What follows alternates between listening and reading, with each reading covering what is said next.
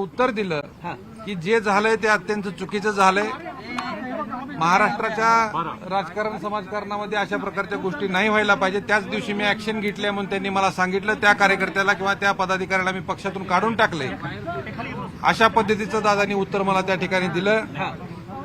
दुसरा विषय होता, ज्यावेळेस तटकरेंना निवेदन दिल्याच्या नंतर मारहाण झाली आणि मारहाणीनंतर आम्हाला लातूर पोलिसांनी मदत केली नाही.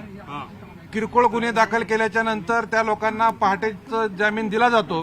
पहाटे अटक आणि पहाटेच जामीन त्या ठिकाणी दिला जातो. यावरही आम्ही शंका दादांपाशी उपस्थित केली. त्यावेळेस दादांनी तात्काळ लातूर एसपींना फोन केला आमच्या समोर आणि फोनवरती सांगितलं त्या छावाच्या कार्यकर्त्यांना ज्या लोकांनी मारलंय त्या लोकांवरती कडक शासन झालं पाहिजे.